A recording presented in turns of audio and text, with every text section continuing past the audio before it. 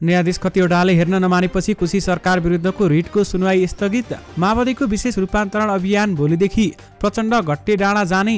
मोही बाँडफाँड र सरकारी लिखित रजिस्ट्रेसनमा कुनै पनि शुल्क नलिन सर्वोच्चको अन्तरिम आदेश। बहराइनमाथि नेपालको 10 विकेटको शानदार जित। विप्लव नेतृत्वको नेकपाले घोषणा गर्यो एमसीसी विरुद्ध आन्दोलन।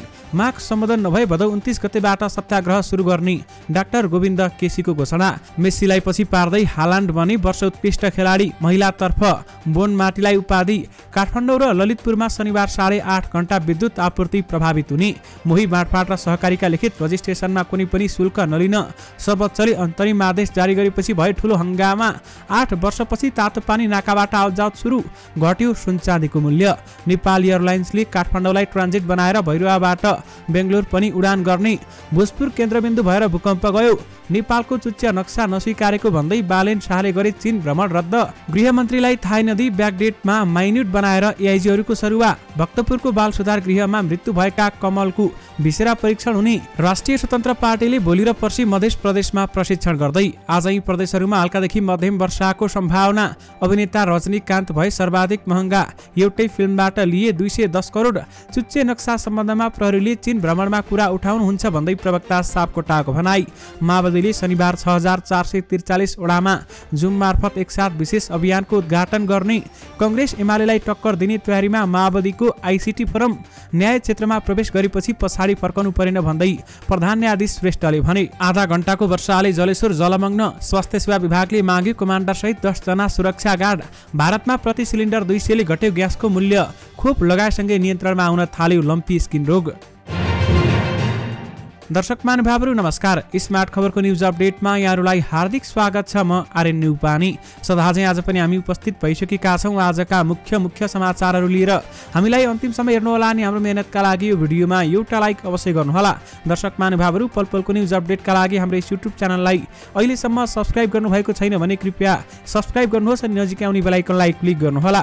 कहाँबाट हेर्दै हुनुहुन्छ अनि के कस्तो लाग्दैछ आफ्ना कुराहरू तलको कमेन्ट बक्समा कमेन्ट गर्नुहोला। आउनुहोस् दर्शक महानुभावहरू आज दिनभरका मुख्य समाचार सुरु गरौं। बहराइनमाथि नेपालको शानदार जित भएको प्रसंगबाट।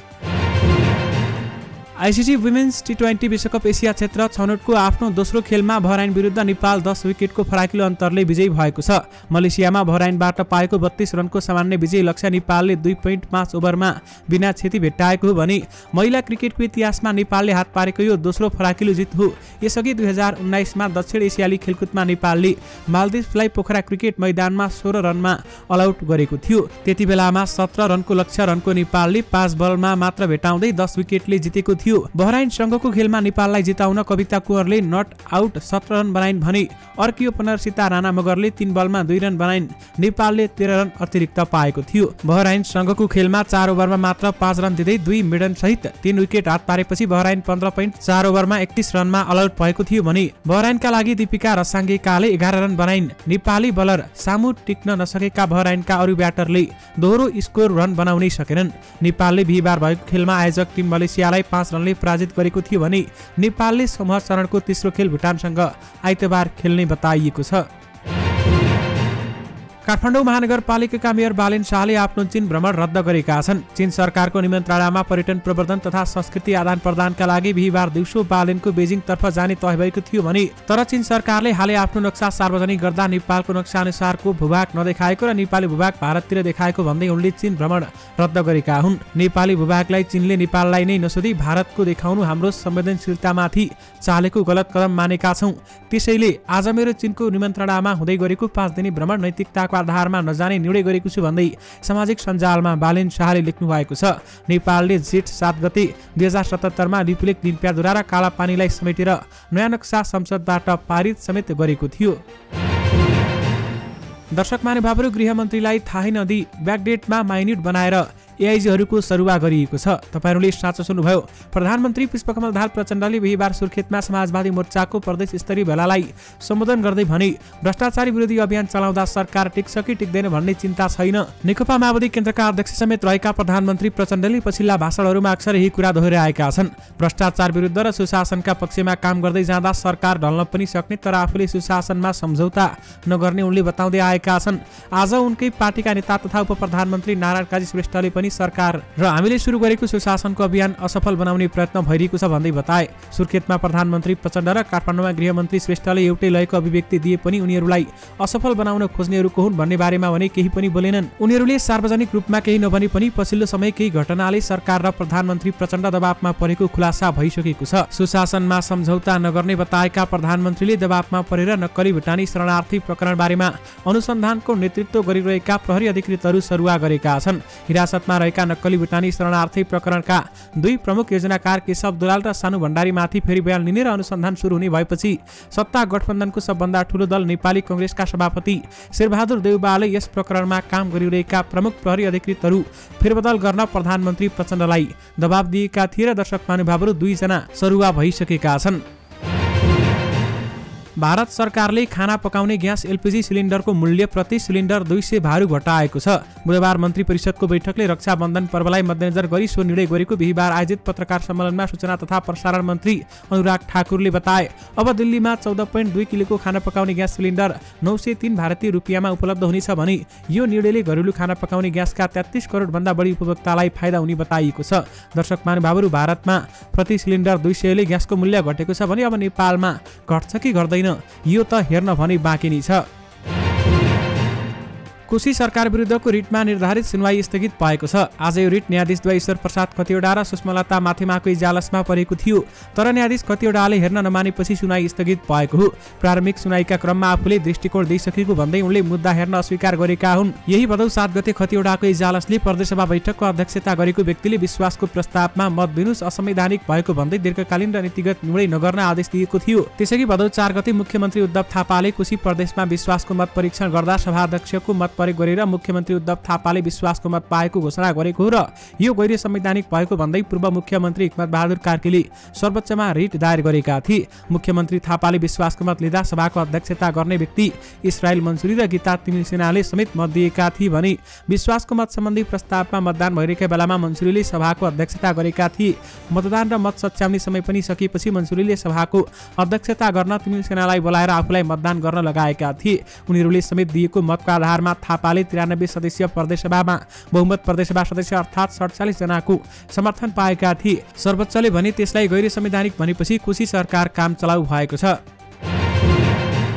नेत्र विक्रमचन्द्र विप्लव नेतृत्वको नेकपाले अमेरिकी अनुदान सहयोग सम्बन्धी परियोजना एमसीसी को विरोधमा आन्दोलनको कार्यक्रम घोषणा गरेको छ। आज बसेको नेकपाको स्थायी कमिटी बैठकले संयुक्त गोष्ठी र मार्च पासका कार्यक्रम तय गरेको हो। त्यसपछि फेरि अर्को बैठक बसेर दोस्रो चरणको आन्दोलनका कार्यक्रम घोषणा गर्ने बैठकपछि स्थायी कमिटी सदस्य अनिल शर्माले जानकारी गराउनुभयो। काठमाडौँको लप्सी, फेदी, नुवाकोट, धादिङ, पाल्पा, नवलपरासी र रूपन्देहीमा एमसीसी विरोधीहरूको संयुक्त गोष्ठी गर्ने नेता शर्माले जानकारी दिए। लप्सी, फेदीको कार्यक्रमको नेतृत्व उमा भुजेल र नुवाकोटको कार्यक्रमको नेतृत्व शर्माले गर्नेछन्। पुरै अभियानभर स्थायी कमिटी बैठक सदस्य, त्यसपछि असोज 1 गतेदेखि नै 15 गतेसम्म मार्च पास गर्ने उनले जानकारी दिए। मार्च पासमा सामान्य सांस्कृतिक टोली पनि सहभागी हुनेछ।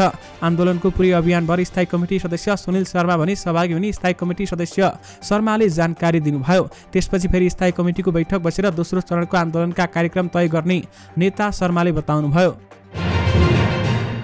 महाभूकम्प 2072 पछि पहिलो पटक शुक्रबारदेखि मानिस आवतजावतका लागि तातो पानी नाका खुला भएको छ। तिब्बत स्थित नेपाली महावाणिज्य दूतावास र चिनिया अधिकारीहरू बीच मंगलबार भएको सहमतिपछि आजदेखि सो नाका सञ्चालनमा आएको हो। पास प्राप्त गरेका नेपालीहरू शुक्रबारदेखि चीनतर्फ जान थालेको तातोपानी भन्सार कार्यालयका प्रमुख भन्सार प्रशासक दयानन्द केसीले बताउनुभयो।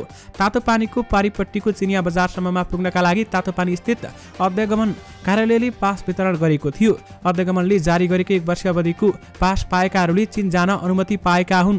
2072 सालको महाभूकम्पपछि तातोपानी नाका पूर्ण रूपमा 4 वर्ष बन्द भएको थियो भने यी दुवै देशले भूकम्पको क्षति पुगेको संरचना पुनर्निर्माण गरेपछि 14 जेठ 2076 मा यो नाका वस्तु निर्यातका लागि सञ्चालनमा आएको थियो। तर कोरोना भाइरस महामारी विश्वभर फैलिएपछि गत 11 चैत 2076 मा नाका पुनः बन्द भएको थियो।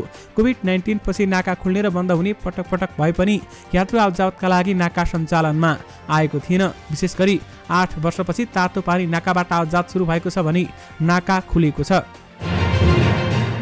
आज सुन र चाँदीको मूल्य घटेको छ। नेपाल सुन चाँदी व्यवसायी महासंघका अनुसार सुनको मूल्य तोलामा 300 र चाँदीको मूल्य तोलामा 10 रुपियाँले घटेको छ। आज छापावाला सुनको मूल्य प्रति तोला 1,12,500, तेजाबी सुनको मूल्य प्रति तोला 1,11,950 र चाँदीको मूल्य प्रति तोला 1,470 रुपियाँ कायम भएको छ। हिजो 1,12,800 रुपियाँमा छापावाला सुन र 1,11,950 रुपियाँमा तेजाबी सुन र 1,480 रुपियाँमा चाँदीको खरिद बिक्री भएको थियो।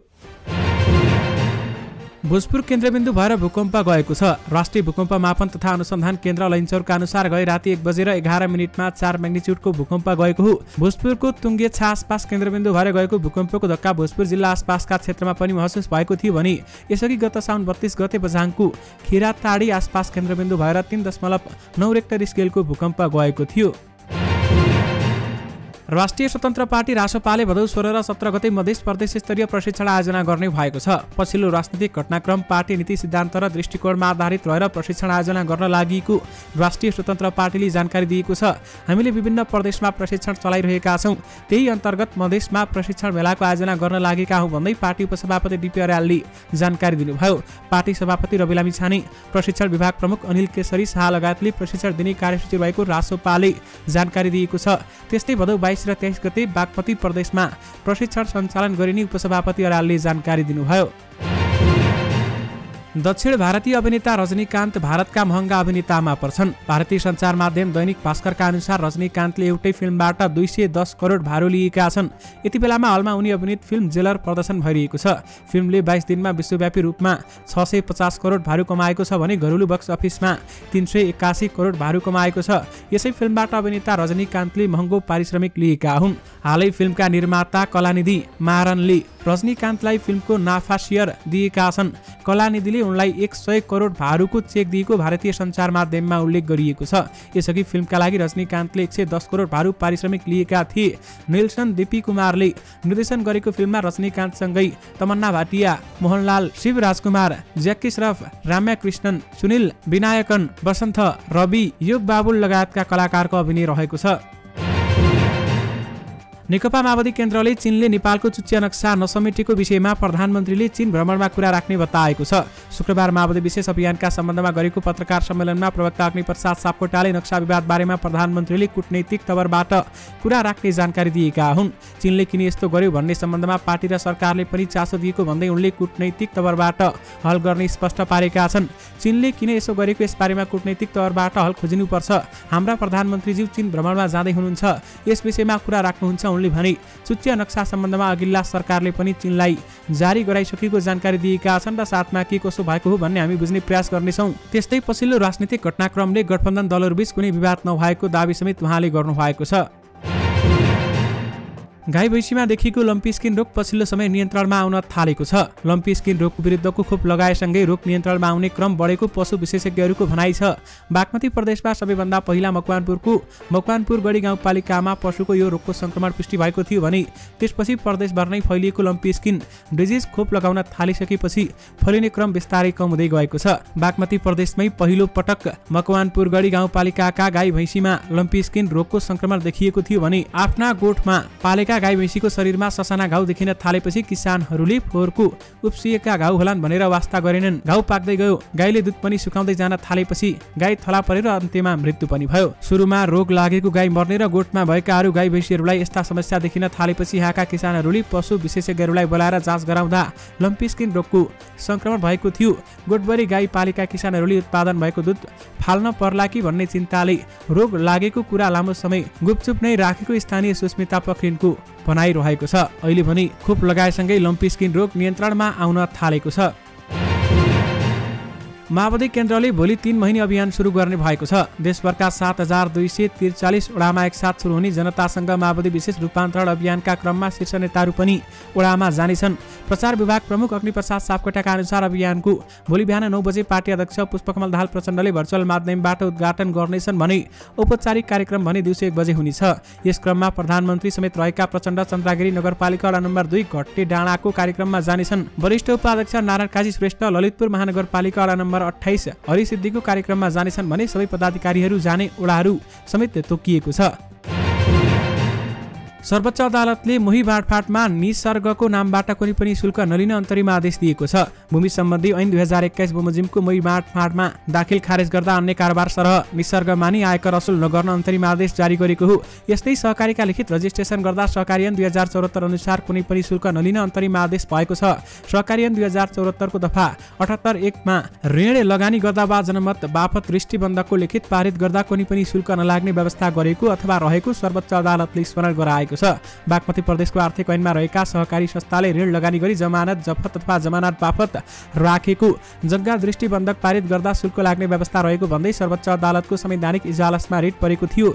अधिवक्ता डम्बर प्रसाद शिवाकोटीको मोही बाँडफाँटमा दाखिल खारेज लगायतका कार्यलाई अन्य कारोबार सरह निसर्ग मानि आयकर ऐन 2058 अनुसार लाभ कर असुल गर्नु नेपालको संविधान विपरीत रहेको भन्दै अन्तरिम आदेश माग गर्दै सर्वोच्चमा रिट दायर समेत गरेका थिए। डाक्टर गोविन्द केसीले आफूहरूको राखेका माग सम्बोधन नभए भदौ 29 गतेबाट सत्याग्रह सुरु गर्ने घोषणा गरेका छन्। उनले आज जारी गरेको प्रेस विज्ञप्तिमा लेखिएको छ, हामीले विभिन्न मागहरू राखेर यही साउन 29 गतेबाट सत्याग्रह सुरु गर्न लागेकोमा सरकारका तर्फबाट विभिन्न प्रतिबद्धताहरू आएपछि 1 महिनाका लागि सत्याग्रह पछि सारेका थियौं। ती प्रतिबद्धताहरू कार्यान्वयन नभएमा यही भदौ 29 गतेबाट सत्याग्रह सुरु गर्ने जानकारी पनि गराउँदछौं। डाक्टर केसीले चिकित्सा शिक्षा आयोगको उपाध्यक्ष छनौटका लागि आवेदन दिएका केही व्यक्ति गम्भीर अनियमिततामा मुछिएका प्रतिष्ठान सञ्चालन गर्दा भ्रष्ट र असफल प्रमाणित पनि रहेको भन्दै स्वार्थको द्वन्द्व नभएका योग्य उम्मेद्वार मात्र छनौट गर्न पनि सरकारलाई आग्रह गरेका छन्। चिकित्सा शिक्षा आयोगका वर्तमान उपाध्यक्ष प्राध्यापक डाक्टर श्री कृष्ण गिरी सहित 9 जना उम्मेद्वारको सूची बिहीबार सार्वजनिक भएको थियो। सूचीमा भएका निजी मेडिकल कलेजका सञ्चालक तथा अन्य स्वार्थ समूहले पनि आयोगहरूलाई निशाना बनाएको डाक्टर केसीको भनाइ रहेको छ। विशेष गरी माग सम्बोधन नभए भदौ 29 गतेबाट सत्याग्रह सुरु गर्ने गोविन्द केसीले घोषणा गरेका छन्। अर्जेन्टिनी सुपरस्टार लियोनल मेसीलाई पछि पार्दै म्यानचेस्टर सिटी तथा नर्वेका एर्लिङ हालान्डले युएफ पुरुषको खेलाडी 2023 को उपाधि जितेका छन्। मोनाकोमा भएको एक समारोहका बीच उनले उपाधि हात पारेका हुन् भने अर्जेन्टिनी खेलाडी लियोनल मेसी र आफ्नै टिमका केभिन डी ब्रुइनलाई पछि पार्दै हालान्ड वर्षको उत्कृष्ट खेलाडी बनी गत सिजनमा मात्र म्यानचेस्टर सिटी गएका हालान्डले पहिलो सिजनमै प्रिमियर लिग, एफए कप र च्याम्पियन लिग सहित प्रतिष्ठित ट्रेबल जितेका थिए। हालान्डले गत सिजन क्लब र देशभरका लागि 62 खेलमा 60 गोल गरेका थिए भने उनले पहिलो प्रिमियर लिग सिजनमै मोहम्मद सालाहको एक सिजनको गोल रेकर्ड तोड्दै 36 गोल गरेका थिए। उनले च्याम्पियन्स लिगमा 11 खेलमा 12 गोल गरेका थिए। यस्तै महिलातर्फ बार्सिलोना र स्पेनकी आइटाना बोनमाटीले वर्ष उत्कृष्ट खेलाडीको अवार्ड जितेकी छिन् भने उनले गत सिजन बार्सिलोनाका लागि स्पेनिस शीर्ष डिभिजनको उपाधि, सुपर कोपा र च्याम्पियन लिग समेत जितेकी थिइन्। विशेष गरी मेसीलाई पछि पार्दै हालान्ड वर्षको उत्कृष्ट खेलाडी बनेका छन्। काठमाडौँ र ललितपुरका विभिन्न स्थानमा शनिबार 8.5 घण्टा विद्युत आपूर्ति बन्द हुन सक्ने नेपाल विद्युत प्राधिकरणले जनाएको छ।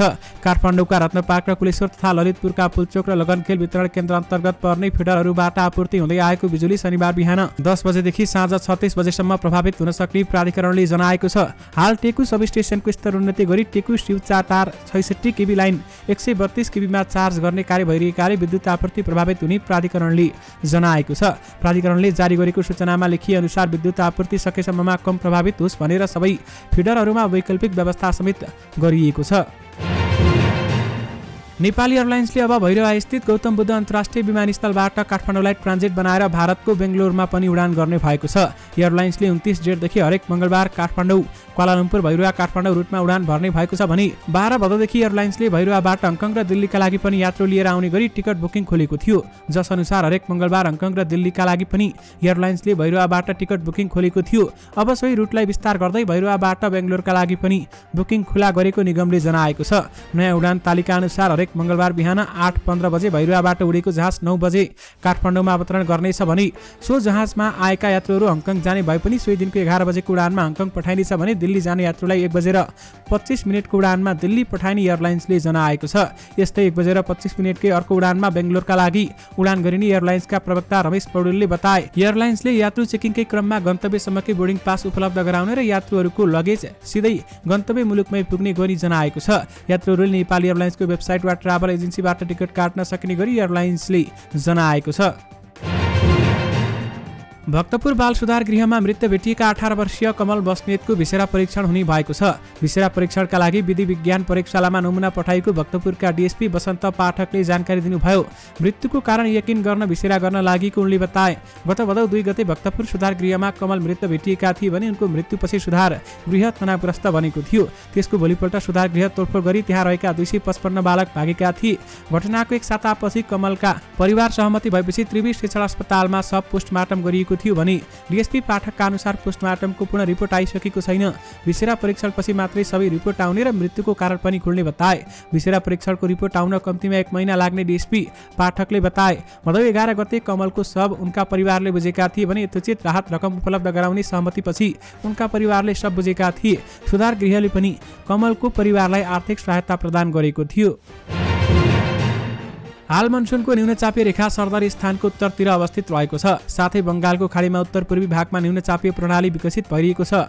सरदरी स्थानभन्दा उत्तरतिर रहेको न्यूनचापीय रेखा र न्यूनचापीय प्रणालीका कारण देशको पहाडी भूभागमा आंशिकदेखि सामान्य बदली रहेको छ। दर्शक महानुभावहरू, जल तथा मौसम विज्ञान विभाग पूर्वानुमान महाशाखाका अनुसार अहिले कोशी, बागमती र गण्डकी प्रदेशका 1-2 स्थानमा हल्का वर्षा भइरहेको छ। त्यसैगरी आज राति देशभर आंशिकदेखि सामान्य बदली रही कोशी प्रदेशका केही स्थानहरूमा, मधेस, बागमती र गण्डकी प्रदेशको थोरै स्थानहरूमा हल्कादेखि मध्यम वर्षाको र देशका बाँकी भूभागको 1-2 स्थानमा हल्का वर्षाको सम्भावना रहेको छ। हल्का तथा मध्यम वर्षाका कारण नदीको जलसतह बढ्ने, गेग्रान भाव, बाढी, पहिरो, भुक्से जस्ता प्रकोप हुन सक्ने भएकाले जनस्वास्थ्य, कृषि, दैनिक जनजीवन, सडक तथा हवाई यातायातमा हुन सक्ने असुविधा, जोखिम तथा वा क्षतिबाट बच्न आवश्यक सतर्कता अपनाउन हुन महाशाखाले अनुरोध गरेको छ।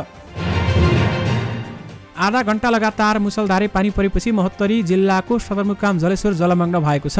आज करिब 10:30 बजेदेखि 11 बजेसम्म परेको भारी वर्षाका कारण जलेश्वर पानी जलमग्न भएको भने वर्षाका कारण जलेश्वरको सबै सडक पनि डुबेको छ। तीव्र गति र ठूलो थोपा सहित परेको पानीले यहाँका जिल्ला अदालत, जिल्ला प्रहरी, कारागार, जिल्ला प्रशासन, मालपोत र जलेश्वर नगरपालिकाको कार्यालयमा जाने सम्पूर्ण बाटो डुबानमा परेका छन् भने कतिपय कार्यालयको परिसरमा पानी जमेको छ। पानीका कारण बाटोमा सवारी साधन गुडाउन समस्या भएपछि कार्यालयमा कामकाजका लागि आउजाउ गर्ने सेवाग्राही समेत मारमा परेका छन्। दर्शक महानुभावहरू, यससँगै तपाईँहरूमाझ आज दिनभरका सबै मुख्य समाचारहरू राखिसकेका छौँ। फेरि पनि तपाईँहरूमाझ नयाँ मुख्य समाचारहरूको साथमा उपस्थित हुने नै छौँ। भोलि बिहान 5 बजे युट्युब च्यानलमा नयाँ मुख्य समाचारहरू हेर्न सक्नुहुनेछ।